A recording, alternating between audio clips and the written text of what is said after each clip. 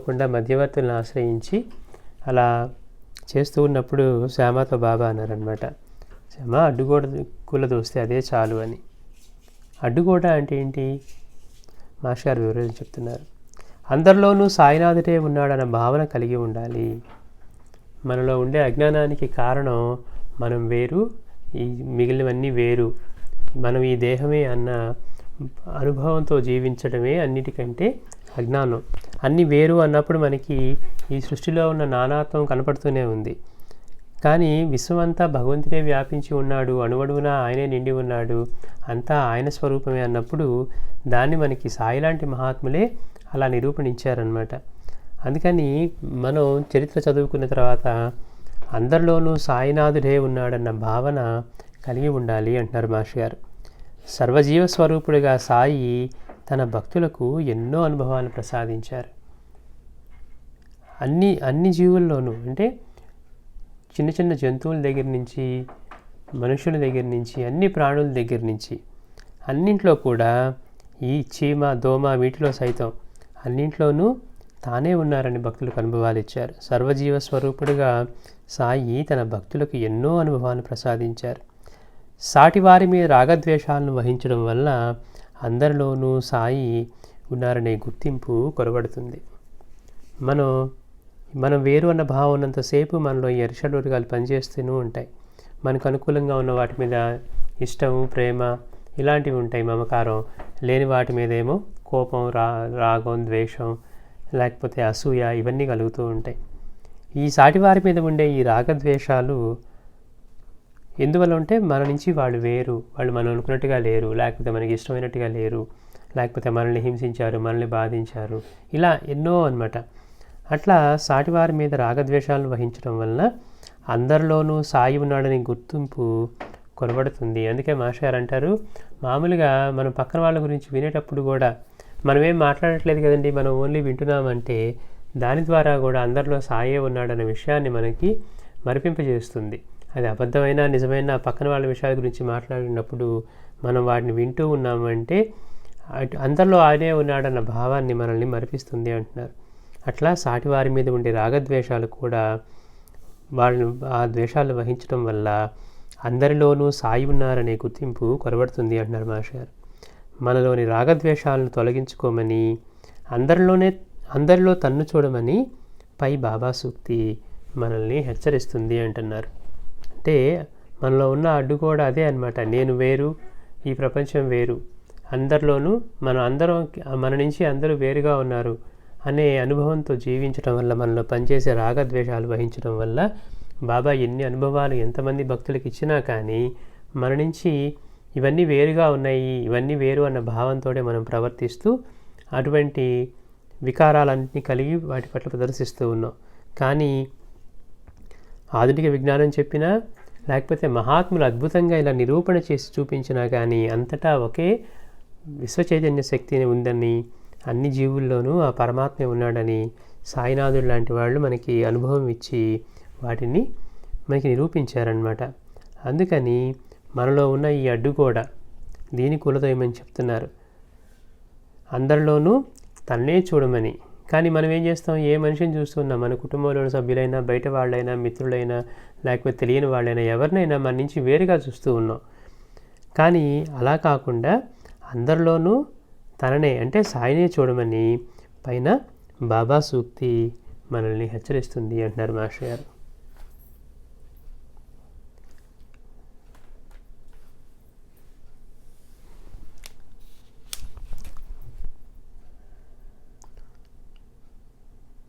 Shri Sachchidananda Sadhguru Sainath Maharaj key జై.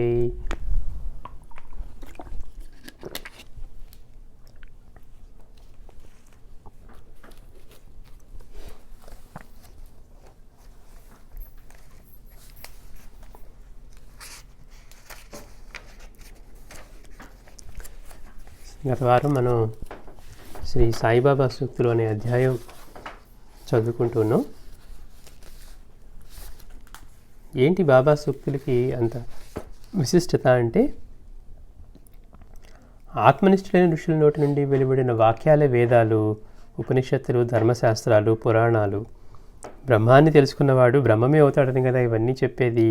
అంటే పరబ్రహ్మ స్వరూపం ఎవరైతే తానే అని అనుభవం ఇచ్చి ఉన్నారో ఆయన నుంచి పలికే ప్రతి మాట కూడా వేదాల వంటివి, ఉపనిషత్తులు వంటివి. ఉపనిషత్తులు, వేదాలు ఇవన్నీ కూడా అలా ప్రకటమైనవి అన్నమాట. అంతేకాకుండా మాస్టర్ అంటున్నారు, ఏ శాస్త్రంలో ఆరితేరిన వారి నోట ఆ శాస్త్రమే పలుకుతుంది.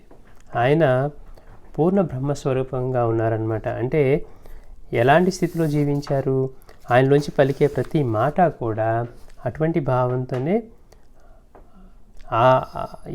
అంటే ఈ దేనిలో అయితే పరిపూర్ణులై ఉన్నారో, ఈయన ఆత్మజ్ఞానంలో పరిపూర్ణ ఉన్నారనుకోండి, ఆయనలోంచి పలికే ప్రతి మాట కూడా అలానే ఉంటుంది. కారణం ఏంటట, అది వారి అనుభవం కనుక.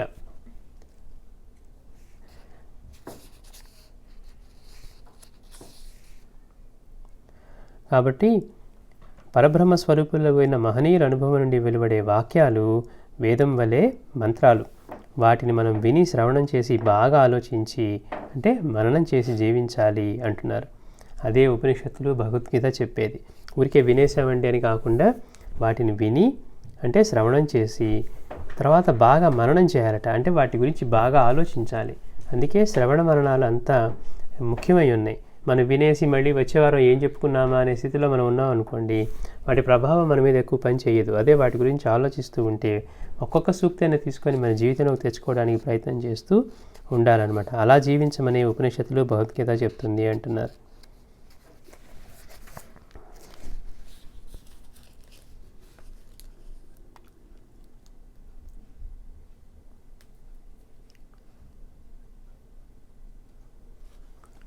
మనం గత వారం చివరిగా చెప్పుకుంటూ,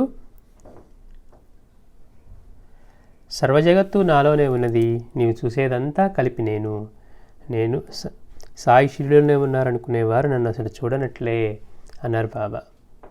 అంటే సర్వజగత్తు కూడా తనలోనే ఉందన్నారు. అంటే సర్వజగత్తు తనే అని చెప్పట్లేదు అనమాట. ఈ విశ్వం అంతా కూడా తనలోనే ఉంది. అంటే ఆయన ఈ విశ్వానికి ఆధారంగాను, విశ్వమంతా ఆయనే నిండి ఉండి దానికి అతీతంగానే ఉన్నారు. అందుకని గురు మధ్యే స్థితం విశ్వం, విశ్వ మధ్యే స్థితో గురు అని చెప్పుకుంటాం. అట్లా బాబా అందుకే మాస్టర్ అంటారు, ఎక్కడా దొరకలేదట, ఈ విశ్వమే నేను అని అనలేదట. ఈ విశ్వం అంతా కూడా నాలోనే ఉన్నది. అంటే ఆయన ఒక భాగంగా లోపల ఉన్నది. ఇంకా ఆయన దానికంటే కూడా ఎంతగానో వ్యాపించి ఉన్నారు. అంటే అతీతంగా ఉన్నారు అన్నమాట. అందుకని బాబా ఏమన్నారు, సాయి షిరిడిలోనే ఉన్నాడు అనుకునేవారు నన్ను అసలు చూడనట్లే. ఆయన కేవలం షిరిడిలోనే ఉంటే ఎక్కడో జరగబోయే వాటినన్నీ ఆయన ఎలా కాపాడుతూ ఉన్నారు. బాబా అందుకే అన్నారు, నేను నా భక్తుల కోసం కొన్ని వేల మైళ్ళు దూరాన్ని వెళ్లాల్సి వస్తుంటుంది అని కూడా. అట్లాగా అంతటా వ్యాపించి ఉన్నవాడు ఆయన. కాబట్టి దేహానికి పరిమితులు కాదు. మనం ఈ దేహంతో మనం చూడగలిగినవి, ఈ ఇంద్రియాలతోటి మనం గుర్తించగలిగింది రూపంతోనే కనుక సాయి మన కోసం ఆయన ఆ దేహం ధరించి మన ముందు షిరిడీలో అవతారంగా వచ్చారు. ఆయన షిరిడీలో ఉన్నట్టు కేవలం ఆ దేహమే సాయి అనుకుంటే బాబా ఏమంటున్నారు, నన్ను అసలు చూడనట్లే అన్నారు. ఎందుకని, ఆయన తత్వం అది కాదు. ఇప్పుడు మనం నామావళిలో కూడా అదే చెప్పుకున్నాం, ఓం విశ్వ ప్రాణాయ అని. అంటే ఉన్న ప్రాణశక్తి అంతా ఆయనే అని. అలానే వాయుస్వరూపం, జలస్వరూపం, పృథ్వీతత్వం, ఇట్లా ఆకాశతత్వం, అగ్నిస్వరూపం, ఇవన్నీ కూడా ఆయన నుంచి వచ్చినవే. వీటన్నిటికీ ఆధారం కూడా ఆయనే అని చెప్పుకున్నాం. అట్లా అంతటి వాడిని మరి కేవలం దేహానికి మనం పరిమితంగా ఎలా చూస్తాం? అందుకే సాయి పదే పదే హెచ్చరించారనమాట, అన్నీ నావే, నేనే అన్నీ అందరికీ ఇచ్చేది. మరి విశ్వమంతా అణువణువు నిండి ఉండి ఇంత రచన చేసిన వాడు, వీన్నిటికీ ఆధారభూతమైన వాడు, మరి అన్నీ తనవిగాక మనవెలా అవుతాయి?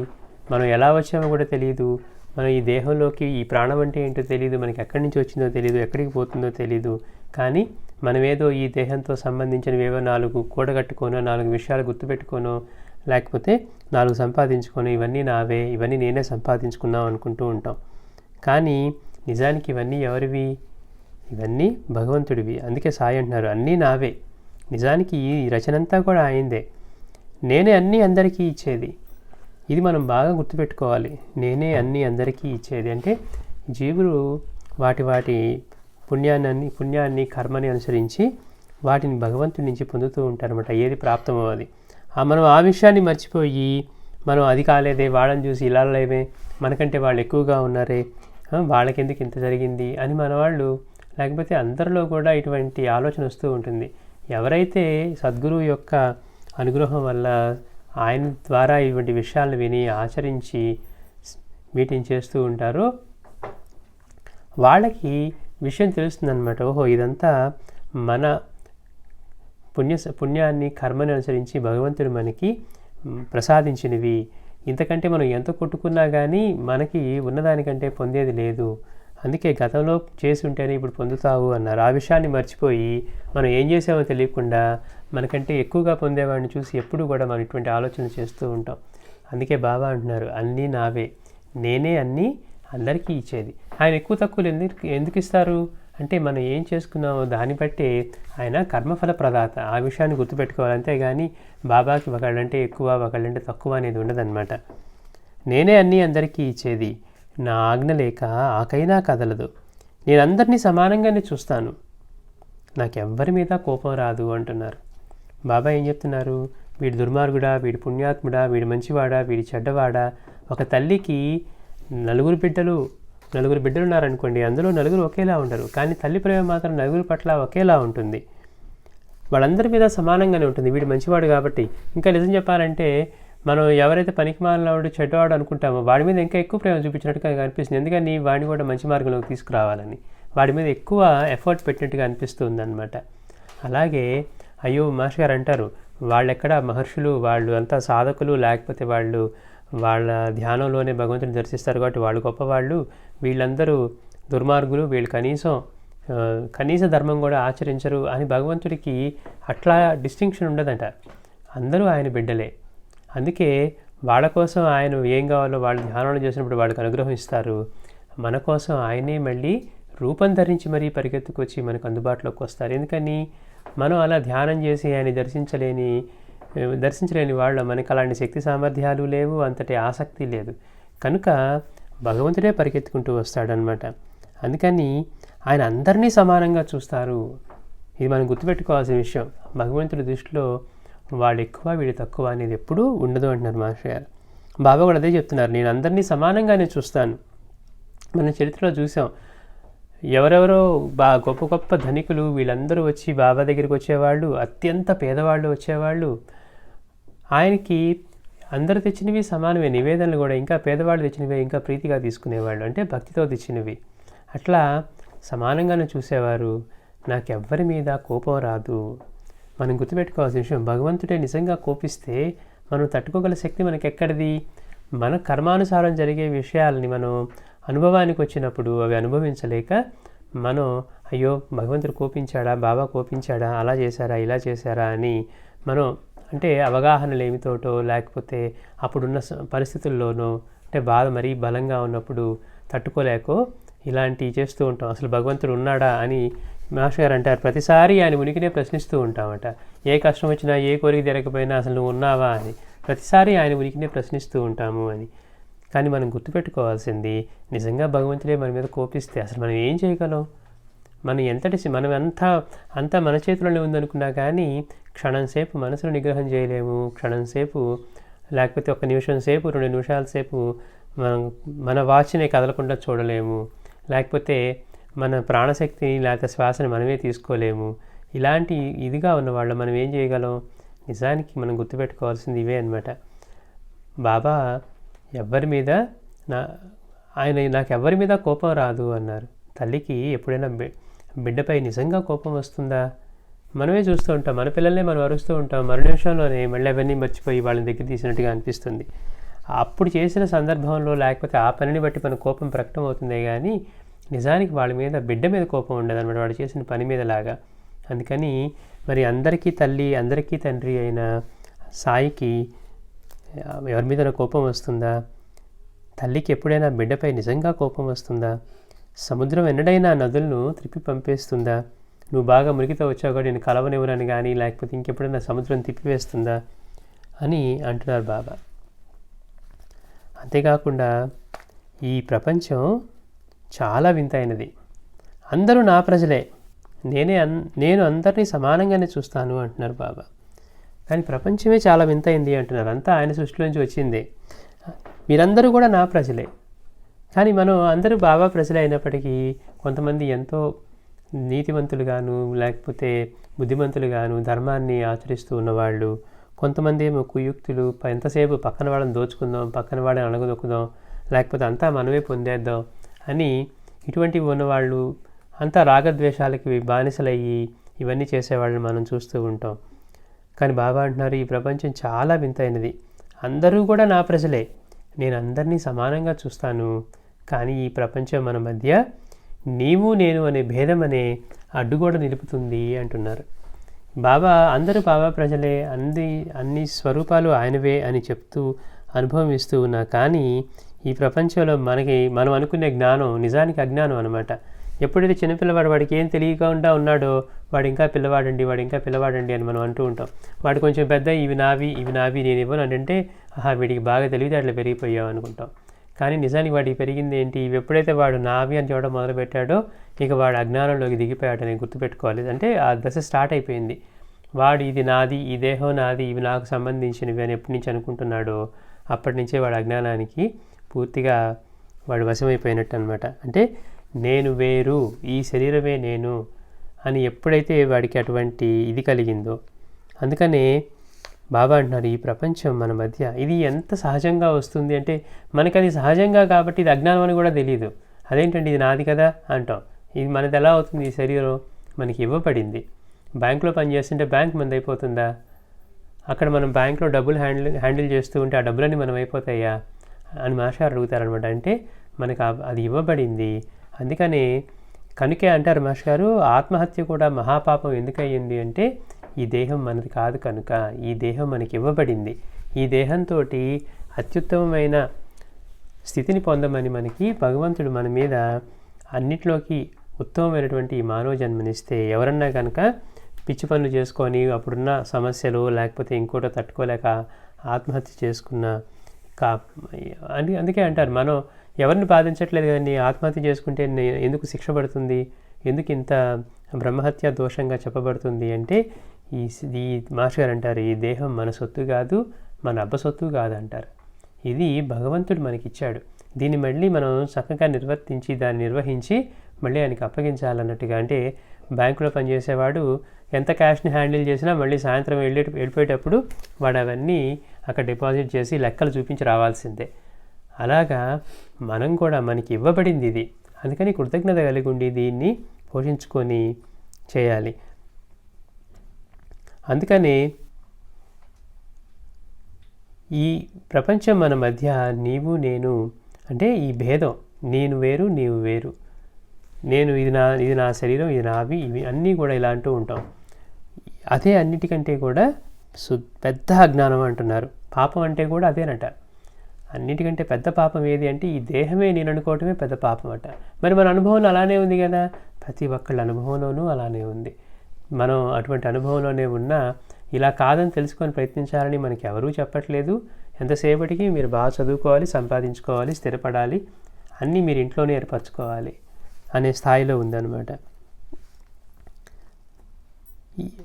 ఇప్పుడు మనం చెప్పుకున్నట్లు ఈ నీవు నేను అనే ఈ భేదం అనే అడ్డుగోడ, అంటే నేను వేరు నీవు వేరు అనేటువంటి ఆ భేదమే అదే అడ్డుగోడ. ఎందుకని అది కనుక పోగొట్టుకోగలిగితే నీవు వేరు నేను వేరు అనే భేదం పోయి నాలోనూ అన్ని రూపాల్లోనూ భగవత్ స్వరూపం, భగవంతుని చైతన్యమే, సాయి స్వరూపమే ఉంది అన్న భావంతో మనం జీవించినప్పుడు ఈ భేదం అనే అడ్డుగోడ కులదోసినట్టు అవుతుంది. అందుకే బాబా చెప్పారు, ముందు ఈ భేదం అనే అడ్డుగోడని కులదోయాలి అన్నారు.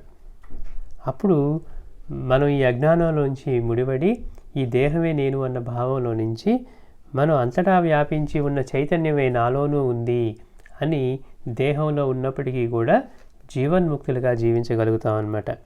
అందుకని బాబా మళ్ళీ చెప్తున్నారు, ఈ భేదం అనే అడ్డుగోడని కూలదోయాలి. ఈ ప్రపంచం మన మధ్య దాన్ని నిలుపుతుందంట, నేను వేరు నీవు వేరు అని. ఎన్ని చేసినా కానీ మనం సాధించవలసింది అదే. అది సాధించడంతో ఆత్మజ్ఞానం అనండి, ముక్తి అనండి, లేకపోతే ఏదైనా కానీ పరమార్థం అన్నా కానీ ఇవన్నిటికీ కూడా అదే, నేను వేరు నీవు వేరు అనే భేదాన్ని పోగొట్టుకోవడమే. అందుకోసమే సాయి చరిత్ర మనకి అంత ఆలంబనంగా అన్ని రూపాల్లోనూ, అన్ని జీవుల్లోనూ, మనం పూజించే వాటిలోనూ, వీటన్నింటిలోనూ, జడజీవ చైతన్య పదార్థాల్లోనూ మన చూపు ఎక్కడ పడితే అక్కడ ఆయనే ఉన్నారని అనుభవించడానికి కారణం మనలో ఉన్న ఈ వేరు వేరు వేరు వేరు అన్న భావంలో నుంచి ఆయన చీమలోనూ ఆయనే ఉన్నారన్నారు, కుక్కలోనూ ఆయనే ఉన్నారన్నారు, మనం మాట్లాడే వ్యక్తుల్లోనూ ఆయనే ఉన్నారన్నారు, బిచ్చగాడిలోను సాధువుల్లోనూ మనం పూజించే సకల దేవతా స్వరూపాలను ఆయనే ఉన్నారని, ఈ వేరు అంటానికి ఆస్కారం లేకుండా అంతటా కూడా ఆయనే ఉన్నారు. బాబా చరిత్ర అంతా కూడా అదే అనమాట. అంతటా నిండి ఉన్న చైతన్యమే ఆయన అనుభవం ఇవ్వటమే. అట్లా మాస్టర్ గారు అంటారు, భగవద్గీత కృష్ణుడికి ఎందుకు అంత విశిష్టమైన స్థానం అంటే భగవద్గీత చెప్పటం వల్లే కాదు, అటువంటి అనుభవాన్ని ఆ విశ్వరూప సందర్శనాన్ని అర్జునుడికి ఇవ్వటం ద్వారా, అంటే అటువంటి స్థితి అంతటా తానే ఉండటం అనే దాన్ని అనుభవం ఇవ్వటం ద్వారా అట్లాంటి జగద్గురు అయ్యారు అంటారు. అంటే అంతటి స్థితిలో ఉన్నారు. అంతే తప్పించి ఊరికే 4 మాటలు చెప్పడం ద్వారా కాదు. అది మనం గుర్తుపెట్టుకోవాల్సింది. బాబా అంటున్నారు, 10 మంది ఒక చోట చేరితే ఏదో ఒక గొడవ రేగుతుంది. అంతా ముందు మామూలుగా ఫ్రెండ్స్ లాగే ఉంటారు, లేకపోతే అంతా మంచిగానే ఉంటా అనిపిస్తుంది. కానీ 10 మంది ఒక చోట చేరితే చిన్నగా ఒక్కొక్క విషయం బయటకు వస్తుంది. వాళ్ళ మీద వీళ్ళ మీద వాళ్ళు చెప్పుకోవటమో, లేకపోతే ఇంకోటో ఎట్లా అన్నా కానివ్వండి, వాడుగా మనకంటే గొప్ప మనకంటే తక్కువ అని మాట్లాడటమో, తేలిగ్గా చేయటమో. అందుకని బాబా అంటున్నారు, 10 మంది ఒక చోట చేరితే ఏదో ఒక గొడవ రేగుతుంది. వారిలో కొందరు దొంగలు అవుతారు. వారికి నేను చేయగలిగేది ఏమున్నది? రేపొకనాటికి చావబోయేవాడు కూడా ఈరోజు ఇతరులను చంపడానికి పన్నాగాలు చేస్తూ ఉంటారు. వారు నాకెంతో బాధను కలిగిస్తారు అని చెప్తున్నారు బాబా. మరి అయితే తరించే మార్గం ఏంటో చెప్తున్నారు బాబా సూక్తుల్లో. నీవు ఈ భేదమనే గోడను కూలద్రొయ్యి. ఎవరికెవరు శత్రువులు? అంతా ఒక్కటే అంటున్నారు. చూడండి, ఈరోజు మనం చదువుకున్న సూక్తి ఎంత ముఖ్యమైనది అంటే, ఎందుకు తరించే మార్గం ఏంటి బాబా అని అడిగితే చెప్పిన మాట, నీవు ఈ భేదం అనే గోడని, నేను వేరు నీవు వేరు అనే భేదం అనే ఈ గోడ ఉందే, అదే మనకి అడ్డుకడుతుందనమాట. అంటే నేను వేరు అన్న భావం మనకేమవుతుంది, ఒక గోడలాగా అంతట్లో ఉన్న భగవత్ స్వరూపాన్ని, అంతట్లో ఉన్న సాయినాథుని యొక్క చైతన్య స్వరూపాన్ని మనం దర్శించలేకుండా చేస్తుంది. ఏది అంటే మనలో నేను వేరు, ఈ దేహం నేను ఈ దేహమే అన్న భావన. సాయేమో నేను ఈ దేహమే అనుకుంటే మీరు అసలు నన్ను చూడనట్లే అంటున్నారు, నేను అసలు తెలియనట్లే అంటున్నారు. మనమేమో ఈ దేహమే నేను అనే అనుభవంతో జీవిస్తూ దీనికేం కావాలని చూసుకుంటూ ఉన్నాం. అందుకని తరించే మార్గంగా చెప్తున్నారు. అంటే మనమేమనుకుంటున్నాం, సాధన అంటే ఏవో అవి చేయటమో ఇవి చేయటమో, లేకపోతే కొంతసేపు ఏదో చేసేసి మనం దీనితోనే తరించిపోతాం అనుకుంటున్నాం. కానీ అందరిలోంచి నేను వేరు అనే భావం, ఈ భేదం అనే గోడను కూలద్రోయటమే నిజానికి తరించే మార్గం అంటున్నారు. అని ఏం చెప్తున్నారు, నీవు భేదం అనే గోడని కూలదొయ్యి. ఎవరికెవరు శత్రువులు? అంతా ఒక్కటే. మనం చరిత్రలో చెప్పుకున్నాం. ఎవరికెవరు శత్రువులు అంటే, అయ్యో వాడు అలా ప్రవర్తించాడు కదా మరి మన పట్ల అని మనం అనుకుంటున్నాం. అంటే అప్పుడు ఆలోచించమన్నారు, వాడంటే ఎవరు? వాడా శరీరమా, లేకపోతే వాడంటే ఏంటి అని. అందుకే బాబా దగ్గర కూర్చొని ఒకరోజు మసీదులో ఒక భక్తుడు కూర్చొని ఉంటే ప్రసాదం పంచుతూ ఉంటే బాబా ఒక భక్తుడిని అడిగారు, మరి వెళ్ళి నువ్వు ప్రసాదం తీసుకున్నావా అంటే, లేదు బాబా, వాడికి నాకు గొడవైంది, వాడికి నాకు పడదు, అందుకని నేను వాడిచ్చేది నేను తీసుకోవట్లేదు, అందుకని నేను తీసుకోలేదు అన్నారట. అనగానే వెంటనే బాబా కోపించి వాడిని అరిశారు, అసలు నీకు బుద్ధి ఉందా? నువ్వు ప్రసాదం అంటూ ఉన్నావు, మళ్ళీ వాడిది అంటున్నావేంటి? మనం నివేదన తీసుకువెళ్ళి భగవంతుడికి అర్పించిన తర్వాత, గురువుకి అర్పించిన తర్వాత అది ఆయన ప్రసాదం. అంతకుముందు వాడే చేసి వాడే తీసుకొచ్చి ఉండొచ్చు కాక, కానీ ఆయనకి అర్పించిన తర్వాత ఆయన ప్రసాదం. ఆ విషయాన్ని కూడా విస్మరించి వాడు తెచ్చాడు కాబట్టి, వాడు పెడుతున్నాడు కాబట్టి, వాడితో నాకు పడదు కాబట్టి నేను తీసుకోలేదు అంటున్నావు. ఇందులో ఆలోచించమంటున్నారు బాబా. ఎవరికెవరు శత్రువులు? అసలు నువ్వంటే ఏంటి? ఈ శరీరమా? వాడు బాధ పెట్టింది ఏంటి? వాడు అన్నదేంటి? వాడంటే ఏంటి?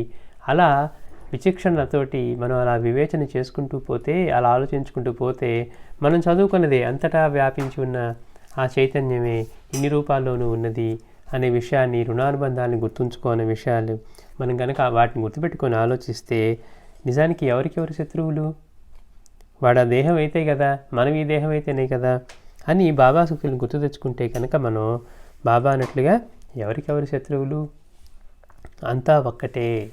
వీటన్నిటికీ కూడా మనం వేరు అన్న భావమే. వాడి మిత్రుడు, వాడి శత్రువు, లేకపోతే వీడు మనకి పగవాడు, వీడికి మనకి ప్రియమైన వాడు, ఇలా అన్నిటికీ కారణం ఏంటి అంటే నేను వేరు, మిగిలిందంతా వేరు అన్న భావమే అన్నమాట. అందుకే దాన్ని కూలద్రోయమని చెప్తున్నారు బాబా. ఈ భేదం అనే గోడని కూలద్రోయి, అదే తరించే మార్గం. ఎవరికెవరు శత్రువులు? అంతా ఒక్కటే. అంతా ఒక్కటే అంటే అన్ని రూపాల్లోనూ ఆయన విశ్వ చైతన్య శక్తి అన్ని రూపాలు ధరించింది అన్న విషయాన్ని మనం స్మరించి బాబా చరిత్రలో ఉన్న అనుభవాన్ని గుర్తు తెచ్చుకోవాలి.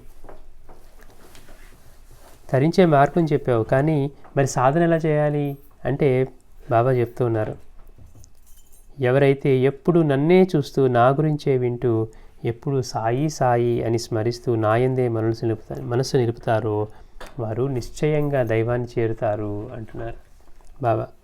తరించే మార్గం ఏమో అందరిలోనూ సాయి ఉన్నారని గుర్తుపెట్టుకొని ఈ వేరు అన్న భావం అంటే ఈ అడ్డుగోడని కులద్రోయటం, దానికి సాధన ఏం చేయాలట అంటే బాబానే చెప్పారు స్వయంగా రాధాబాయికి, ఎవరైతే ఎప్పుడు నన్నే చూస్తూ నా గురించే వింటూ ఎప్పుడు సాయి సాయి అని స్మరిస్తూ నాయందే మనసు నిలుపుతారో, అంతటా ఆయన్నే దర్శిస్తూ ఆయన్నే చూస్తూ ఆయన గురించే వింటూ ఉంటే ఈ విశ్వమంతా వేరు నేను వేరు అన్న భావం పోయి నాలోనూ ఈ విశ్వమంతా కూడా సాయే నిండి ఉన్నారు, భగవత్ స్వరూపమే నిండి, భగవంతుని చైతన్యమే నిండి ఉంది అన్న విషయం మనకి స్మరిస్తుంది.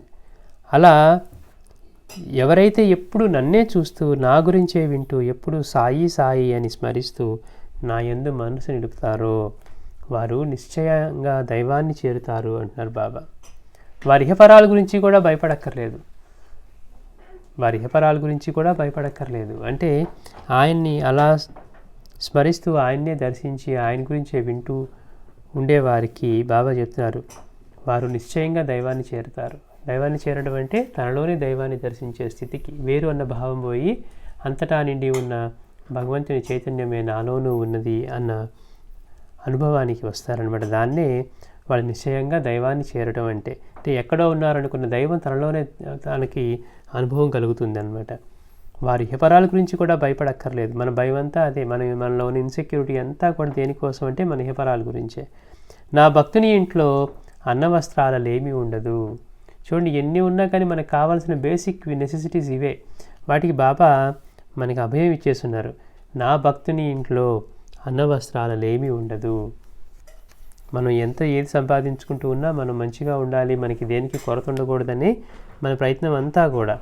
కానీ బాబా ఏం చెప్తున్నారు, ఎవరైతే తన యందే మనసు పెట్టి ఆయన గురించే వింటూ ఆయన్నే స్మరిస్తూ ఎప్పుడు సాయి సాయి అనే నామాన్నే ఉచ్చరిస్తూ అందరిలోనూ ఆయనే దర్శిస్తూ ఉంటారో వారు నిశ్చయంగా దైవాన్ని చేరుతారు. వారి ఇహపరాలకి లోటు లేదు, భయపడక్కర్లేదు. అంతేకాకుండా అన్నవస్త్రాలలేమి కూడా ఉండదు అని బాబా భుక్తి ప్రదంతం అని చెప్పి అక్కడ మనకి అభయం ఇస్తూ ఉన్నారు.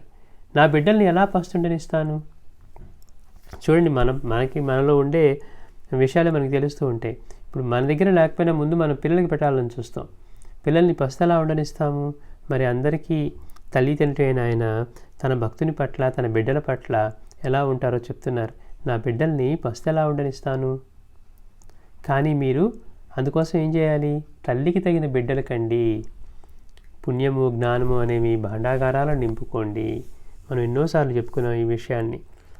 బాబా చెప్తున్నారు ఇలాంటిది మనం పొందగలగాలి అంటే ముందు తల్లికి తగిన బిడ్డలు కావాలి అంటున్నారు. పుణ్యము జ్ఞానం అనేవి భాండాగారాలను నింపుకోండి. కానీ మనం ఏం చేస్తూ ఉన్నాం? భౌతికమైన వాటి కోసం తపన పడుతూ మన జీవితం అంతా కూడా బానిసత్వాన్ని చేస్తూ ఉన్నాం. మాస్టర్ గారు అంటారు, డబ్బు మనకు కావాల్సినంతే ఉందనుకోండి, మనకు కావాల్సినవన్నీ అందిస్తుందట. దానికంతా ఎక్కువైన తర్వాత అది మనల్ని దానికి బానిస చేసుకొని ఆడిస్తుంది అన్నారు. ఎందుకని? ప్రశాంతంగా కూర్చోనివ్వదు, ప్రశాంతంగా తిననివ్వదు, ప్రశాంతంగా నిద్రపోనివ్వదు. ఆ ఉన్నదాన్ని ఎలా కాపాడుకోవాలి, ఎలా పెంచుకోవాలి, అది ఎవడు ఆక్రమించకుండా ఎలా చూసుకోవాలి, ఇక దానికి మనం బానిస అయిపోతాం. కావలసినంతగా ఉండి మనకు అవసరమైనంతగా ఉంటే చక్కగా మనకి భయం లేదు. అందుకని మనం దాన్ని ఎలా వాడుకోవాలో, దేన్ని కొనుక్కోవడానికి అది వాడుకోవాలో తెలుసు కాబట్టి అది మనకి సేవ చేస్తుందంటారు. అదే దాన్ని దాటిపోయిన తర్వాత అది మనల్ని బానిసల్ని చేసుకొని ఆడిస్తుంది అంటారు. కానీ మన గొప్పతనం అంతా ఎక్కడుంది? మేము ఇంత సంపాదించుకున్నాం, అంత సంపాదించుకున్నాం, ఇన్ని కట్టుకున్నాం అని దగ్గరే ఉంది. ఇక్కడ కూర్చొని మనం ఇండియాలో కొన్ని ఏమన్నా మనం ప్రాపర్టీస్ అన్నీ సేకరించి పెట్టుకున్నా ఇక్కడి నుంచి వణికిపోతూ ఉంటాం. దాన్ని ఎవడో ఆక్రమించుకుంటాడో, ఇవాళ అసలు అది మన పేరు మీద ఉందో లేదో, లేకపోతే ఇంకెవరైనా ఆక్రమించేసుకున్నారో, ఇలాంటివి ఎన్నో. అంటే ప్రశాంతంగా నిద్ర కూడా పోనివ్వదు మనల్ని.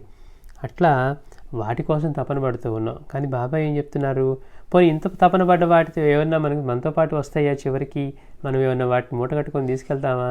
మనం చెప్పుకున్నట్టుగా భూమి మీద గీత గీసి మనం కొన్నాం కనుక ఇది నాది అనుకుంటాము. కానీ ఆ భూమి మనతో పాటు ఎక్కడికైనా వస్తుందా?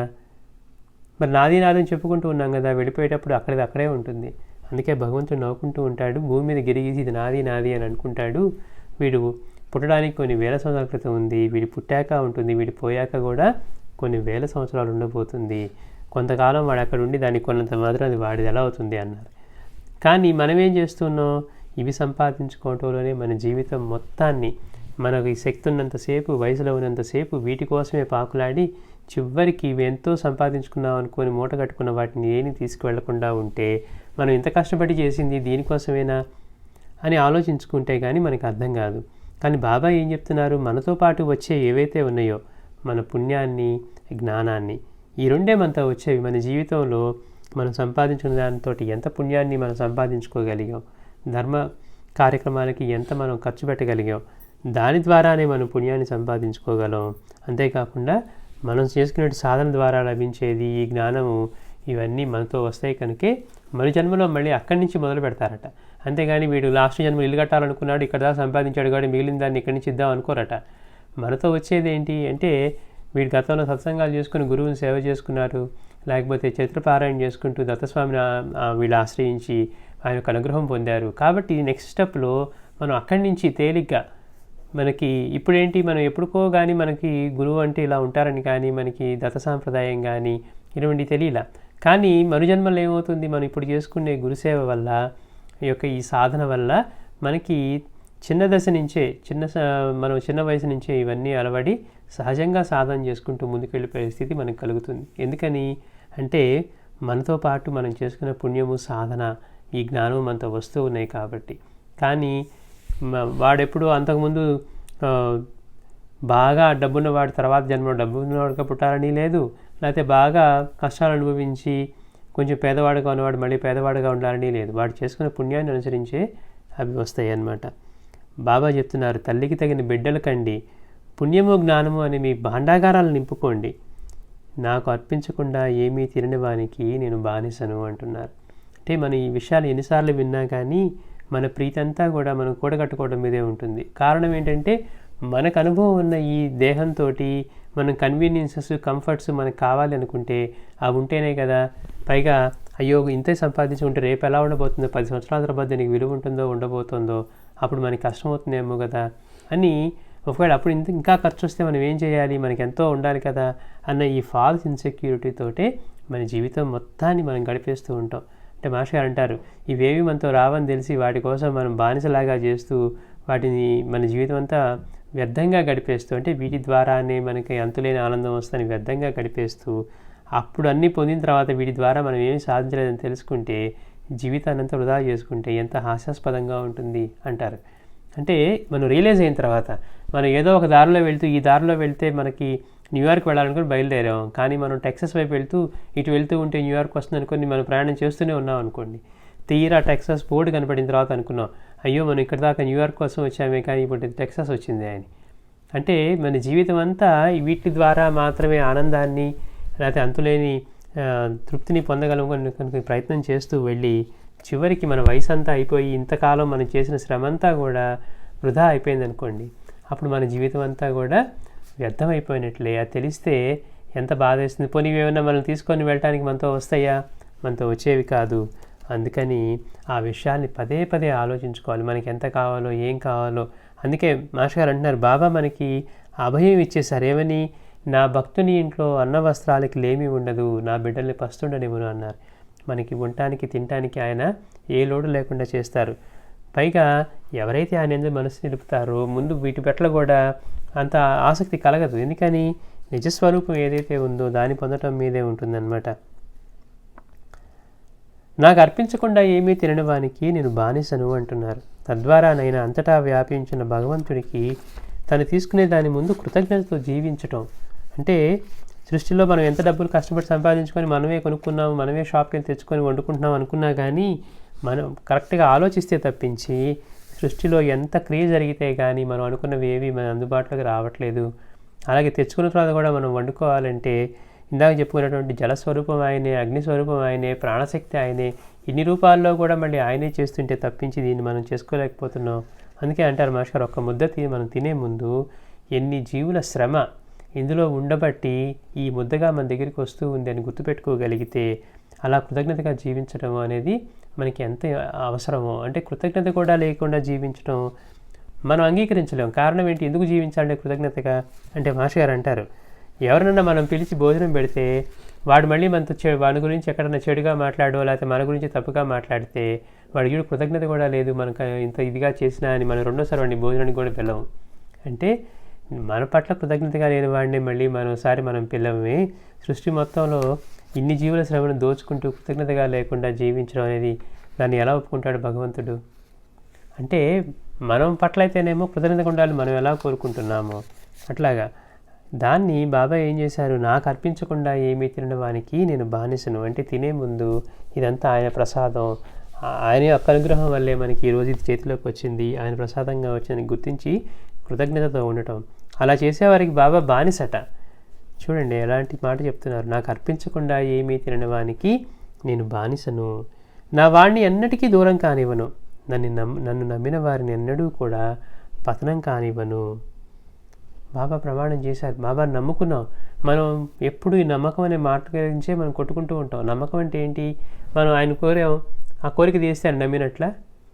అలా కాదు. నమ్మటం అంటే ఆయన ఇప్పుడు దాకా మనం చెప్పుకున్న ప్రతి మాటని విశ్వసించి దాన్ని ఆచరించడానికి ప్రయత్నిస్తూ ఉంటానని నమ్మటం అంటారు. అంతేగాని బాబా నా కోరిక కోసం నీకు దండం పెట్టాను కాబట్టి నేను నమ్ముకున్నానంటో నమ్మకం కాదనమాట. అన్ని జీవుల్లోనూ ఆయనే ఉన్నారని ఎన్నిసార్లు చెప్పారు కాబట్టి దాన్ని నమ్మటం అంటే బాబానే ఉన్నారని మనం గుర్తుపెట్టుకొని నడుస్తూ ఉంటే ఆయన నమ్మినట్లు. అంతే కదా.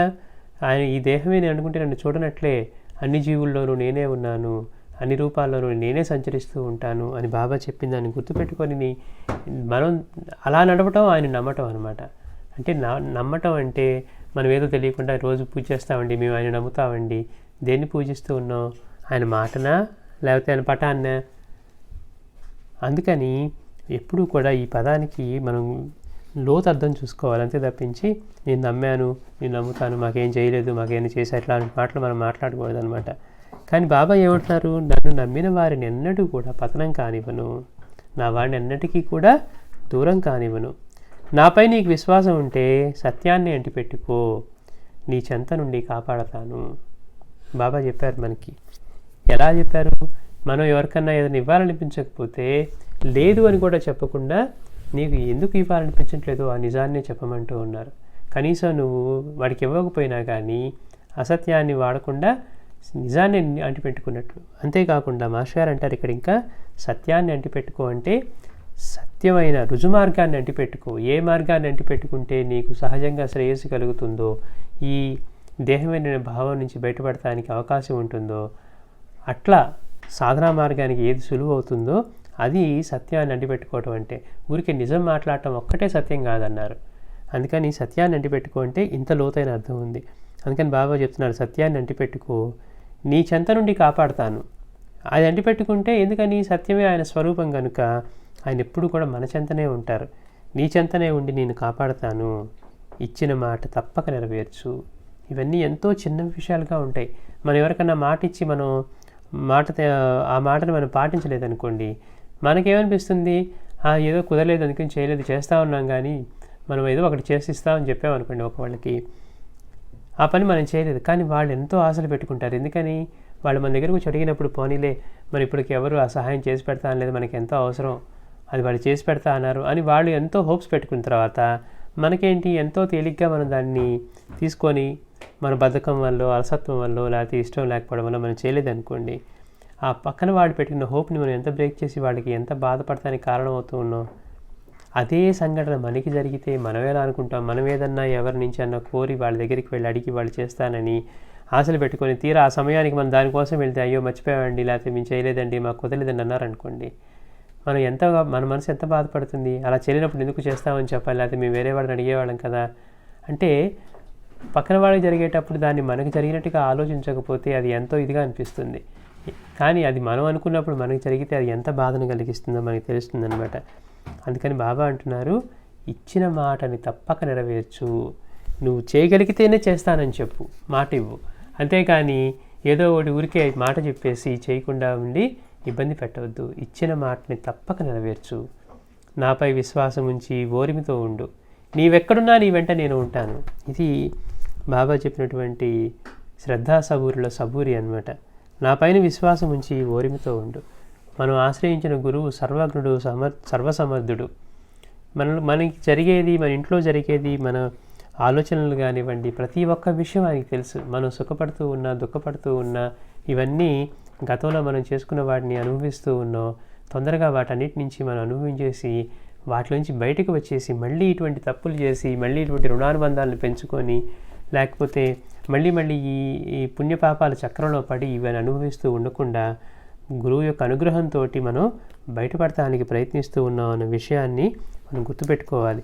అలా కాకుండా అయ్యో నేను ఇంత పారాయణ చేస్తూ ఉన్నా, నాకు ఇబ్బంది వచ్చింది, నా బాధ తగ్గలేదే, లేకపోతే ఏమి చేయని వాళ్ళేమో ఆనందంగా ఉంటున్నారు, మనకెప్పుడు కూడా అటువంటి ఆలోచనే వస్తుంది.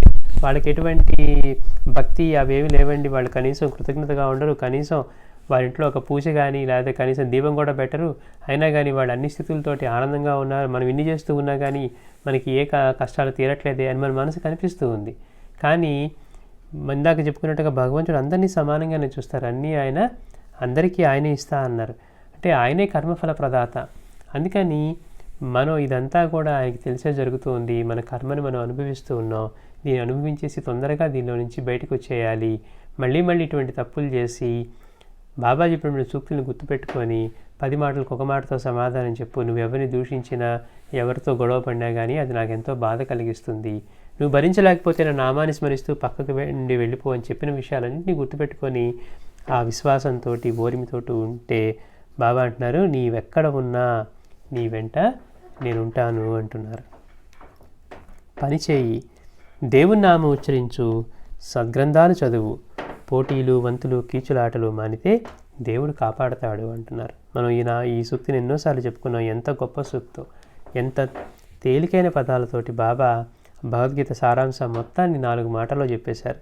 పనిచేయి అంటే కర్మయోగం, భక్తి యోగం, జ్ఞానయోగం అంటున్నారు మాస్టర్ గారు.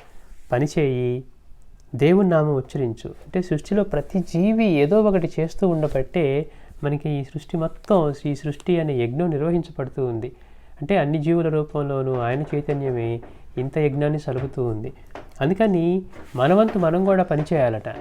అంతే తప్పించి మనం కేవలం మనం చేయకుండా అలా ఉంటే వీటన్నిటికీ రుణపడి మళ్ళీ రుణాన్ని తీర్చుకోవడం కోసం మనం కూడా ఈ మానవ జన్మ నుంచి మళ్ళీ చెట్లుగానో పుట్టలుగానో జంతువులుగానో పుట్టి ఇప్పుడు దాకా మనం తీసుకున్న అప్పుని చెల్లించవలసి వస్తుంది అన్నారు.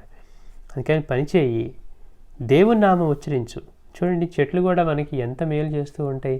మనం వదిలే కార్బన్ డైఆక్సైడ్ని మళ్ళీ శుద్ధి చేసి ఆక్సిజన్గా చేయటం, అలానే మనకు కావాల్సిన తినడానికి అవసరమైనవి పండ్లు ఎన్నో, అంటే ప్రతి ఒక్క జీవి, ఇప్పుడు ఆవులు తీసుకున్నా, గేదెల్ని తీసుకున్నా, ఇవన్నీ కూడా మనకి ఇన్ని పాలు ఇన్ని సమృద్ధిగా ఇవ్వబట్టాయి కదా మనం ఇవన్నీ కాఫీలు తాగలుగుతున్నాం, పెరుగు తినగలుగుతున్నాం. అట్లా సృష్టిలో ప్రతిదీ కూడా తన వంతు తను చేస్తూ సృష్టిలో అన్నిట్లో భాగమే నిర్వహిస్తూ ఉంటే మనం మాత్రమే కృతజ్ఞత లేని జీవులుగా జీవిస్తూ తిరిగి ఏమీ చేయకపోతే మనం అన్నిటికీ రుణపడి ఉంటామంటున్నారు. రుణాబంధాలన్నీ అలానే ఏర్పడతాయి. అందుకని బాబా ఏం చెప్తున్నారు, ఈ సృష్టి యజ్ఞంలో మనం కూడా మన వంతు కార్యక్రమాన్ని మనం నిర్వర్తించాలి. పక్కన వాళ్ళకి పనికొచ్చేట్టుగా ఏదో ఒక పని చేస్తూనే ఉండాలి. పనిచేయి, దేవుని నామాన్ని ఉచ్చరించు, సద్గ్రంథాలు చదువు, పోటీలు వంతులు కీచులాట్లు మానితే దేవుడు కాపాడుతాడు అంటున్నారు. సద్గ్రంథాలు చదువు, శాస్త్ర షట్కాలు అక్కర్లేదన్న బాబా మళ్ళీ సద్గ్రంథాలు చదవమని ఎందుకంటున్నారంటే మనం అంతకుముందు కూడా చెప్పుకున్నాం. సద్గ్రంథం చదవటం అంటే భగవద్గీత కానీ అటువంటి వేదాంత గ్రంథాలు కానీ ఏవైనా చదివి అందులో నుంచి మనం ఎంత తీసుకోవాలో, మనం ఆచరణకి పనికొచ్చే విషయాన్ని ఏదైతే ఉందో, నిందాస్తులకి సమానంగా ఉండు అని చెప్పిన విషయాన్ని మనం తీసుకొని దాన్ని మన జీవితంలో పాటించుకోవాలనుకున్నాం, పాటిస్తూ ఉన్నాం. అప్పుడు మన సద్గ్రంథాన్ని పారాయణ చేసుకున్నట్టు అన్నారు. ఎందుకని అందులో చెప్పబడిన విషయాన్ని మన మనసుకు తీసుకొని, ఇందులో సీతాపతి లక్షణాలు ఇలా ఉంటాయి, నిందాస్తులకు రాగద్వేషాలకు ఆయన వీటన్నిటికీ కూడా అతీతంగా లేకపోతే సమభావంతో ఉంటాడు అని అదే మనం ప్రయత్నం చేస్తూ ఉన్నాం అనుకోండి, అప్పుడు అది సద్గ్రంథాన్ని చదువుకొని మన జీవితంలో ఉపయోగించుకుంటున్నట్టు. అట్లా కాకుండా గీతలో శ్లోకాలు చదువుకొని ఎవరెవరు రాసినటువంటి భాష్యాలు చదువుకొని మనకెంతొచ్చు, పక్కన వాడికి ఎంతొచ్చు, మనం పోటీలో మనం మాట్లాడితే వాళ్ళని జయించగలమా, వాళ్ళకంటే బాగా చెప్పగలమా, లేకపోతే మనకే ఎక్కువగా తెలుసు నిరూపించుకోగలమా అనే ప్రయత్నం మనం చేస్తూ ఉన్నాం అనుకోండి, మనకి శాస్త్ర షట్కాలు చర్చలు చేస్తూ ఉన్నట్టు.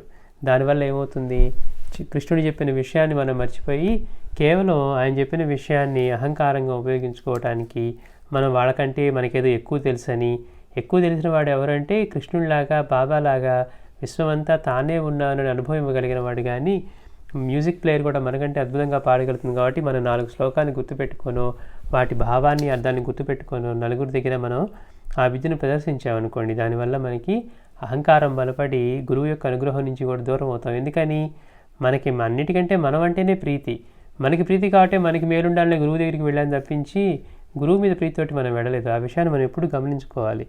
అందుకని సద్గ్రంథాలు చదువుకోవటం అంటే మహాత్ములు చిత్రపారాయణ చేసుకోవటం, మనసును శుద్ధి చేసుకోవటం, వేదాంత గ్రంథాలు చదువుకున్నా ఏవి చదువుకున్నా మనకి ఎంతవరకు అవసరమో అంతవరకు తీసుకొని, అంతేగాని మిగిలిన విషయాలు తెలుసుకొని మనం వాళ్ళకంటే బాగా తెలుసు, వాళ్ళకంటే ఎక్కువ సేకరించామని అనుకోవటం మనకి ప్రమాదకరం అంటున్నారు. అందుకని సద్గ్రంథాలు చదువు, పోటీలు వంతులు కీచులాటలు మానితే దేవుడు కాపాడతాడు. నీవేమి చేసినా క్షుణ్ణంగా చేయి, లేదా చేస్తానని ఒప్పుకోకు. ఇంతకుముందు మనం చెప్పుకున్నట్లు ఇచ్చిన మాట తప్పక నెరవేర్చు అని చెప్పినట్లుగా ఒప్పుకున్న పని ఏదైనా సరే నువ్వేదన్నా చేస్తానని ఒప్పుకుంటే క్షుణ్ణంగా చేయి, లేదా చేస్తానని ఒప్పుకోకు. ఎందుకని మనం మిస్ చేసినప్పుడు మనకు అర్థం కాదు దాని బాధ ఏంటో. మనం ఎక్స్పెక్ట్ చేస్తూ పక్కన వాళ్ళు చేసి పెడతామని ఆ సమయానికి అందించకపోతే అప్పుడు అర్థమవుతుంది మనకి దాని బాధ ఏంటో. అయ్యో మిమ్మల్ని నమ్ముకొని నేను కూడా చేసుకోకుండా ఉన్నాను, లేదా వేరే ప్రయత్నం చేసుకోకుండా ఉన్నాను, ఇప్పుడు ఎలా మరి ఈ సంఘటన ఈ పరిస్థితి నుంచి బయటపడేది అని మనం బాధపడతాం చూడండి. ఆ బాధ పక్కన వాళ్ళకి కలిగితే ఎలా ఉంటుందో మనం గుర్తుపెట్టుకోవాలి. అందుకే బాబా మళ్ళీ మళ్ళీ చెప్తున్నారు, నువ్వేమి చేసినా క్షుణ్ణంగా చేయి, లేదా చేస్తానని ఒప్పుకోకు. ఎవరి సేవను ఉచితంగా తీసుకోవద్దు, ఉదారంగా ప్రతిఫలం ఇవ్వు, ఇది మన నియమం కావాలి అంటున్నారు. ఎవరి సేవను కూడా ఉచితంగా తీసుకోవద్దు. బాబా చెప్తున్నారు, మనం అనుకుంటూ ఉంటాం, అబ్బాయి మనకి అంతసేపటికి ఏంటి, మనం దాచుకోవటానికి మనకి తక్కువ ఖర్చుతోటో అసలు ఇంకంతకంటే ఫ్రీగా చేసి పెట్టేది ఎవరైనా జరిగితే మనం వాడి చేత చేయించడానికి సిద్ధంగా ఉంటాం. అంతే తప్పించి వాడు అంత శ్రమ చేసి వచ్చాడే, వాడి శ్రమకు తగ్గ ఫలితాన్ని మనం ఇవ్వాలి, లేకపోతే అది మనం వాడి నుంచి ఈ శ్రమని తీసుకొని వాడికి ఇవ్వకపోవటం వల్ల వాడికి మనం రుణపడ్డామే అనే విషయాన్ని గమనించకుండా అప్పటికప్పుడు మనం సంతోషపడతాం, అబ్బాయి పైసా ఖర్చు లేకుండా మనకి ఆ సేవ తేలిగ్గా దొరికిపోయిందని. కానీ అదే రుణానుబంధంగా చుట్టుకుంటుంది. వాడికి మనం రుణపడ్డాం, వాడి సేవను మనం ఉచితంగా తీసుకున్నాం. అందుకని బాబా చెప్తున్నారు, ఎవరి సేవను ఉచితంగా తీసుకోవద్దు. మనం ఆలోచిద్దాం, మనం ఆ స్థాయిలో అదే పొజిషన్లో మనం ఉండి మనం ఏదన్నా ఇప్పుడు ఆఫీస్లో సర్వీస్ చేసామనుకోండి, వాడు మనకి శాలరీ ఇవ్వకపోతే ఊరికే చేసి పెడుతున్నాం కదా, అప్పుడు ఎంత బాధపడుతుంది మనస్సు. అంటే ఎవరి సేవను ఉచితంగా తీసుకోవద్దు, ఉదారంగా ప్రతిఫలం ఇవ్వు. బాబా అందుకే చిన్న చిన్న పనులు చేసే వాళ్ళకి, ఆయన జుట్టు కత్తిరించే మంగళవానికి కానివ్వండి, లేకపోతే ఆ నిచ్చెన మోసినందుకు వాడికి 2 రూపాయలు ఇవ్వడం దగ్గర నుంచి అందరికీ ఎంత ఉదారంగా ప్రతిఫలం ఇచ్చేవారు. ఎంత చిన్న పని చేసినా కానీ వాళ్ళందరికీ బాబా ఉదారంగా ప్రతిఫలం ఇచ్చేవారట. అంటే వాళ్ళ పనికి మించి ఇచ్చేవారట. ఇప్పుడు 2 రూపాయలు ఇవ్వాల్సిన 5 రూపాయలు ఇచ్చేవారు. అంటే ఎవరి సేవను ఉచితంగా తీసుకోవద్దు, ఉదారంగా ప్రతిఫలం ఇవ్వు, ఇది మన నియమం కావాలి అంటున్నారు. అది జీవితంలో పెట్టుకునే నియమాలు అలా ఉండాలి. కానీ నేను ముక్కు మూసుకొని చేస్తానండి, నేను స్నానం చేసి చేస్తానండి, ఇవి కాదు నియమాలు. మనం తెలియక ఇలాంటి చక్రంలో ఇరుక్కుపోవడానికి కారణం ఏంటంటే ధర్మం యొక్క సూక్ష్మాలు మనకి తెలియవు.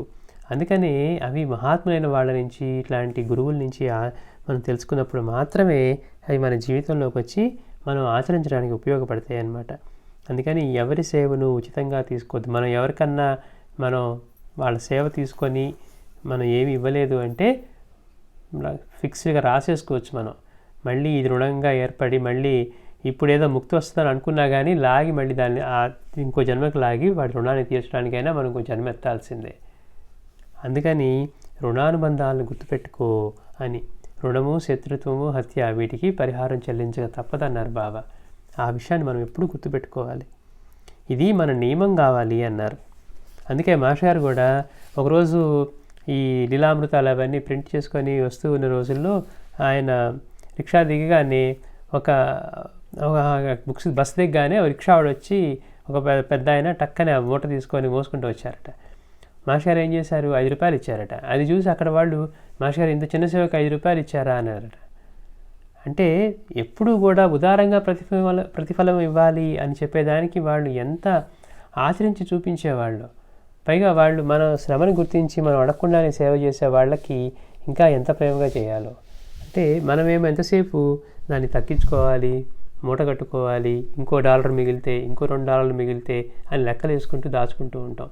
కానీ మనల్ని ఇవన్నీ లాగి ఈడ్ చేస్తాయి. మళ్ళీ జన్మలకు తీసుకొచ్చి కావాల్సినంత సంపాదించుకున్నా కానీ ఇలాంటి రుణాలు ఉంటే ధన్మని తీసుకొచ్చి ఈడ్ చేస్తాయని గుర్తుపెట్టుకోవాలి. అందుకని ఉదారంగా ప్రతిఫలం. సృష్టిలో అన్ని జీవులు వాటి సమిష్టి కృషిగా యజ్ఞంగా సలుపుతూ ఉంటేనే మనకు అన్నీ అందుబాటులోకి వస్తున్నాయని దాని గురించి మనం కృతజ్ఞతతో జీవిస్తూ ఎవరి సేవను ఉదారంగా తీసుకోకుండా, ఎవరి సేవను ఉచితంగా తీసుకోకుండా వాళ్ళకి తిరిగి ప్రతిఫలాన్ని ఇవ్వాలి. చూడండి, మనం ఎవరన్నా ఇప్పుడు ఇవ్వాల్సిన వాడికి ట్యాక్సీ డ్రైవర్కైనా సరే వాడు $2 ఒక $2 అయింది అనుకోండి బిల్లు, కానీ వాడికి మనం ఇంకో $1 ఎక్కువ వాడు సంతోషపడిపోతాడు. దాని చుట్టానికైనా ఇవ్వాలనిపిస్తుంది ఒక్కోసారి. అంటే ఉదారంగా ప్రతిఫలం ఇవ్వటంలో మనకి జరిగే మేలు. నీ దగ్గరకు ఏ ప్రాణి వచ్చినా సరే తోలేయవద్దు, ఆదరించు, రుణానుబంధంపై నమ్మకం ఉంచి గుర్తుంచుకో. బాబా చెప్తున్నారు, నీ దగ్గరికి ఏదైనా ప్రాణి వచ్చిందంటే దాన్ని తోలేయవద్దు, దాన్ని ఆదరించు అంటున్నారు. అంటే రుణానుబంధం లేకుండా నీ దగ్గరికి ఏ జీవి రాదు. మన జీవితంలోకైనా మన దగ్గరికైనా మనతో స్నేహం కానివ్వండి, వైరం కానివ్వండి. మరి బిల్డింగ్లో మనకి ఇప్పుడు ఇంతమంది ఉన్నారు, కానీ 10 మందితోటే మనకి ఫ్రెండ్షిప్ లేకపోతే పడకపోవడం ఉంటుంది. మరి మిగిలిన వాళ్ళతో ఏ బంధం లేకుండానే ఎలా ఉన్నాం? అసలు వాళ్ళెవరో కూడా తెలియకుండానే మనం వెళ్ళిపోతున్నట్టుగా ఉంటుంది. కారణం ఏంటి అంటే మనకి ఉన్న రుణానుబంధాలను బేస్ చేసుకొని మన రిలేషన్స్ ఇవన్నీ కూడా ఏర్పడుతూ ఉంటాయి. ఒకళ్ళతో మంచిగా, ఒకళ్ళతో చెడ్డగా, వీటన్నిటికీ అసలు మన జీవితంలోకి వాళ్ళు వచ్చి మాట్లాడటం ఇవన్నీ కూడా వాళ్ళతో ఉన్న రుణానుబంధాలే. అందుకని నీ దగ్గరికి ఏ ప్రాణి వచ్చినా, ఇంట్లో పెరిగే కుక్క కానివ్వండి, లేకపోతే పిల్లి కానివ్వండి, ఇలాంటి ప్రాణులతో సైతం మనతో రుణానుబంధం లేకపోతే అది మన దగ్గరికి రాదు. అందుకని మన జీవితంలోకి ఏది వస్తూ ఉన్నా కానీ, మనలో పరిచయం అయ్యే వ్యక్తులు, లేకపోతే మన జీవితంలో వివాహ బంధంతో వచ్చే వ్యక్తులు కానివ్వండి, పిల్లలు కానివ్వండి, ఏవైనా సరే అవన్నీ కూడా మనకున్న రుణానుబంధాలతో వచ్చినవే. నీ దగ్గరకు ఏ ప్రాణి వచ్చినా తోలేయవద్దు, ఆదరించు, రుణానుబంధంపై నమ్మకం ఉంచి గుర్తుంచుకో. మనం అనుకుంటుంటాం పెళ్లి సంబంధాలు చూసేటప్పుడు ఏదో 4 ఫోటోలు ముందేస్తే ఒక ఫోటో తీసి నేనే వీళ్ళ సెలెక్ట్ చేసుకున్నామని. అలా సెలెక్ట్ చేసుకోవడానికి కారణమే, ఆ సమయంలో అది నచ్చడం కారణమే అది రుణానుబంధం అనమాట. అంతకుమించి ఏం లేదు. మనం అనుకుంటాం ఇది మనమే కదా సెలెక్ట్ చేసుకుంది అని. అందుకని రుణానుబంధాలు లేకుండా మన దగ్గరికి ఏ ప్రాణి రాదు. కాబట్టి నీ దగ్గరికి ఏ ప్రాణి వచ్చినా తోలేయవద్దు అంటున్నారు బాబా. ఆదరించు, రుణానుబంధంపై నమ్మకం ఉంచి గుర్తుంచుకో. ఆకలి కొన్న వారికి అన్నం, గుడ్డలు లేని వారికి గుడ్డలు ఇవ్వు. భగవంతుడు సంతోషిస్తాడు. భగవంతుడి ప్రీతిని, ఆయన ప్రీతి పాత్రలు అవ్వాలంటే, ఆయనకి ప్రీతికరమైన పనులు చేయాలంటే ఏం చేయాలి అంటే ఇక్కడ చెప్తూ ఉన్నారు. ఆకలి కొన్న వారికి అన్నం, గుడ్డలు లేని వారికి గుడ్డలు ఇవ్వు, భగవంతుడు సంతోషిస్తాడు అంటున్నారు. అంటే నీ దగ్గరికి ఎవరు వచ్చినా కానీ వాళ్ళని తోలేయకుండా వాటిని ఆదరించి రుణానుబంధానిపై గుర్తుంచుకొని నమ్మకం పెట్టుకొని ఆకలి కొన్న వారికి అన్నం, గుడ్డలు లేని వారికి గుడ్డలు ఇస్తే భగవంతుడు సంతోషిస్తాడు అంటున్నారు. ఆయనకి ప్రీతికరమైన కార్యక్రమం చేసి ఆయన ప్రీతి పాత్రలు అవ్వాలి, ఆయన అనుగ్రహానికి పాత్రలు కావాలంటే ఎలా నడుచుకోవాలో, ఏం చేయాలో చెప్తూ ఉన్నారు. నిన్నెవరైనా ఏమైనా అడిగితే సాధ్యమైనంత వరకు ఇవ్వు, లేక ఇప్పించు అంటున్నారు. చూడండి, ఇవన్నీ మనకి కఠినంగా ఉంటాయి ఆచరణలోకి వచ్చేసరికి. మనకి ఎవరో వచ్చి అడుగుతారు, మనసులోనేమో ఇవ్వాలని అనిపించదు. అప్పుడు ఏం చేయాలో తెలియని పరిస్థితి, తేలిగ్గా అబద్ధం ఆడేస్తాం. కానీ బాబా ఏమంటున్నారు, నిన్ను ఎవరైనా సరే ఏమైనా అడిగితే సాధ్యమైనంత వరకు ఇవ్వు, లేక ఇప్పించు అంటున్నారు. వాడు నిజంగా అడిగాడు అంటే మనల్ని, వాడికి ఏదో గట్టిగా అవసరం అయ్యి ఉండబట్టి అడిగాడు, వాడికి ఏదో ఆ సమయంలో అవసరం ఉంది కాబట్టి. అందుకని ఎప్పుడు కూడా మనం అడిగేవాడి స్థానంలో మనల్ని పెట్టుకుంటే మాత్రమే అడిగేవాడి యొక్క ఇంపార్టెన్స్ అర్థమవుతుంది. మనకేదో కావాలి, వాళ్ళు ఎప్పుడు అడుగుతుంటారులేండి, ఎన్ని ఇస్తాం మనం, ఒకసారి ఇస్తే మళ్ళీ రెండోసారి అడుగుతారు, ఒకసారి లేదని చెప్తే రెండోసారి కూడా రాడులే అని ఎక్స్పెక్టెన్స్ సెట్ చేయడానికి కూడా చాలామంది ఇవ్వగలిగి ఉండేవాళ్ళు కూడా ఇవ్వరు. కానీ మనకు అవసరమైన చోట మనమే వేరే వాళ్ళని ఏదైనా అడుగుతూ ఉన్నప్పుడు అన్నీ మన దగ్గర ఉండొచ్చు, కానీ ప్రతిసారి మనకు కావాల్సింది ఉండకపోవచ్చు, చిన్న విషయమే అవ్వచ్చు. కానీ వాళ్ళ దగ్గర ఉంచుకొని కూడా లేదన్నారు అనుకోండి, మన మనసు ఎంత బాధపడుతుంది. మనకి వాళ్ళ దగ్గర ఉందని తెలిసినప్పుడు ఇంకా బాధపడుతుంది. చూడండి, వాళ్ళ దగ్గర ఉంచుకొని కూడా ఊరికి చిన్న పనికి అడిగి మళ్ళీ ఇచ్చేస్తానంటే కూడా ఇవ్వలేదు అని. అంటే ఎప్పుడూ కూడా అటువంటి స్థానంలో మనం ఉంచుకోవాలన్నమాట. అది మూలధర్మం.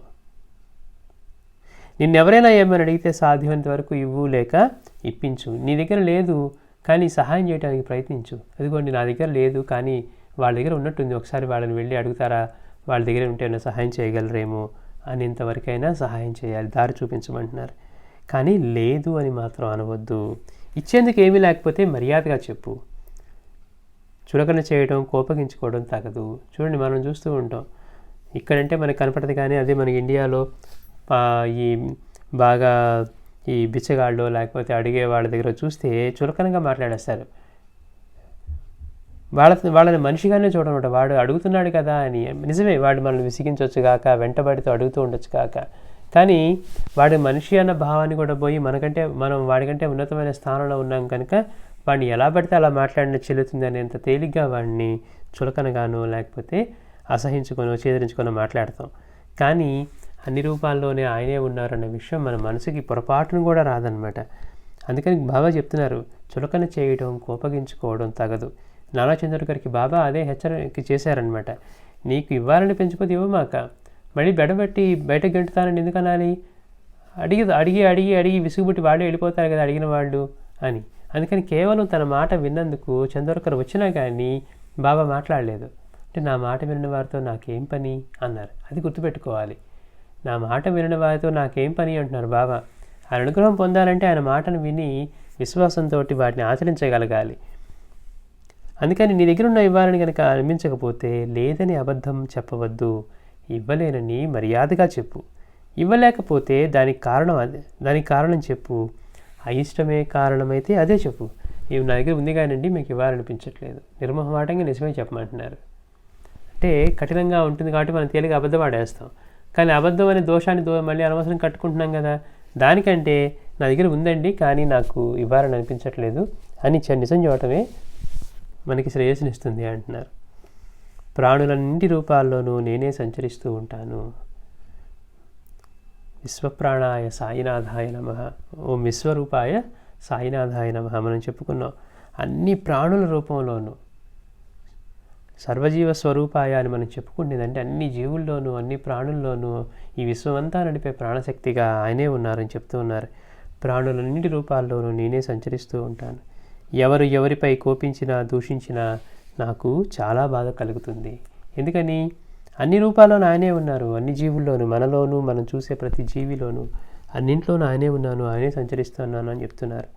ఎవరు ఎవరిపై కోపించినా దూషించినా నాకు చాలా బాధ కలుగుతుంది. మనం ఏమనుకుంటున్నాం? పక్కన వాళ్ళని దూషించినప్పుడు వాడిని తిడుతున్నాం అనుకుంటున్నాం. కానీ వాడిలో కూడా సాయే ఉన్నారు అన్న విషయాన్ని మనం విస్మరిస్తూ ఉన్నాం.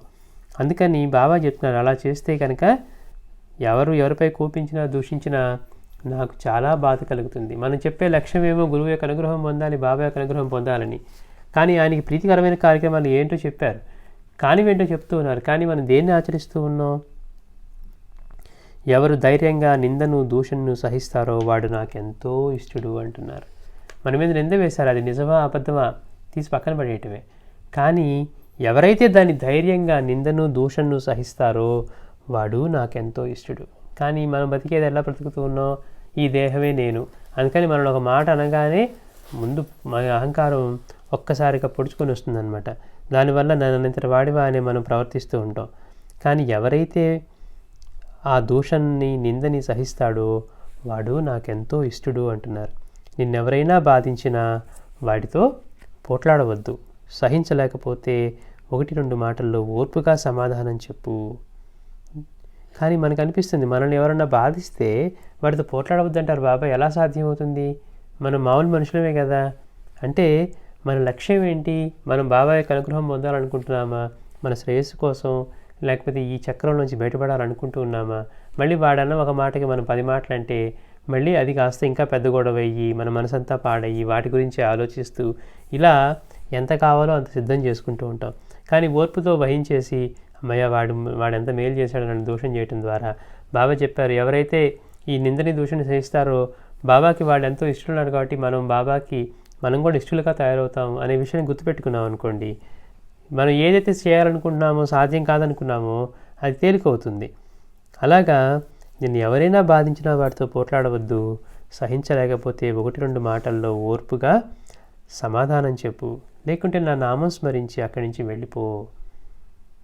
అన్నీ తేలిగ్గా ఉన్నాయనుకోండి, మనం అన్నీ చదివేసి ఉండేవాళ్ళం. మనం ఇంజనీరింగ్ చేసాం, తర్వాత మాస్టర్స్ చేసాం, ఇంకా తర్వాత చేయాలంటే అనుకుంటూ ఉంటాం. చేరిన ఫస్ట్ రోజు అన్నీ ఈజీగా ఉంటే బాగుంది, ఇంకా చాలా చేస్తాం అనుకుంటాం అనుకోండి, సాధ్యమవుతుందా? అంటే ఏ పనైనా కానీ కష్టం పెట్టకుండా మనకి తేలిగ్గా వచ్చేట్టుగా ఉండవు అనమాట.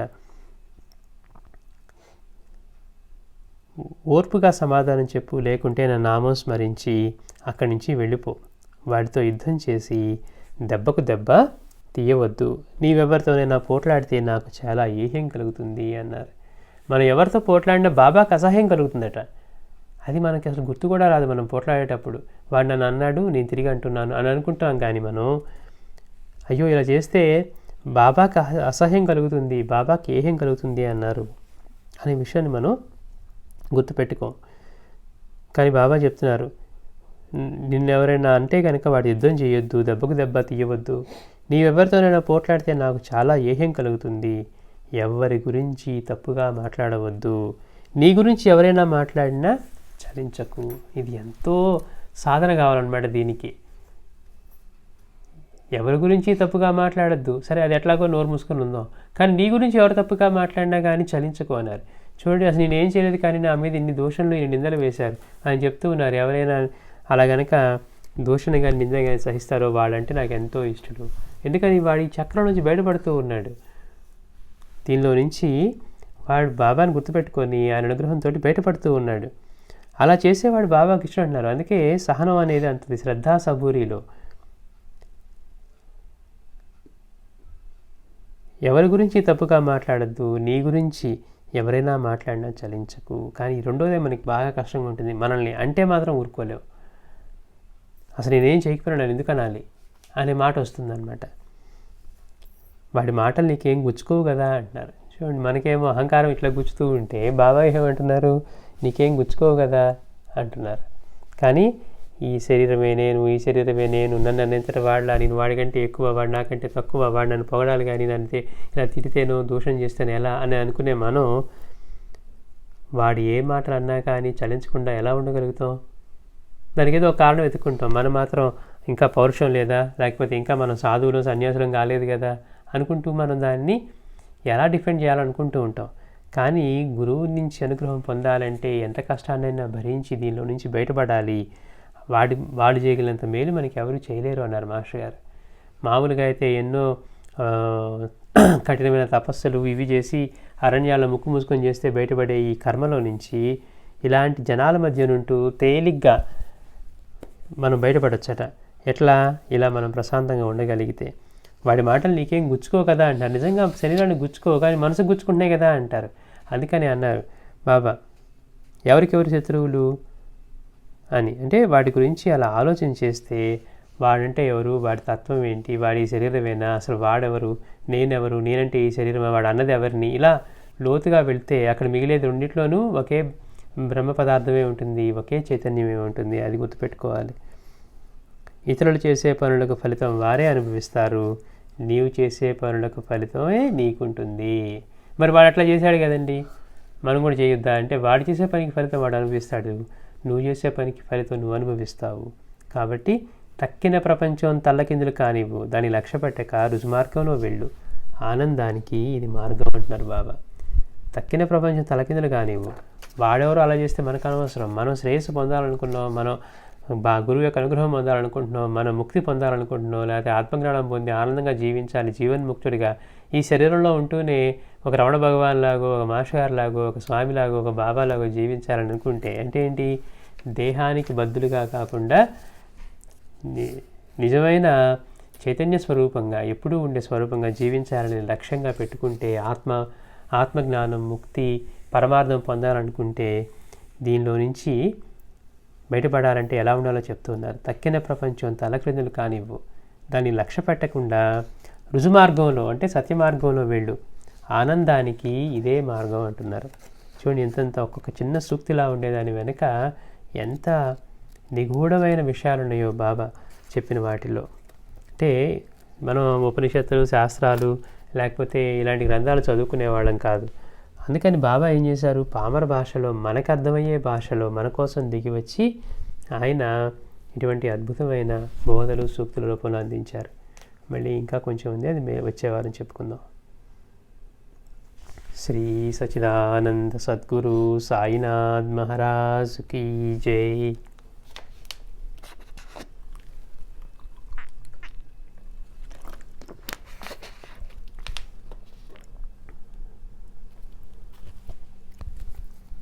ఇప్పుడు భజన చేద్దామండి.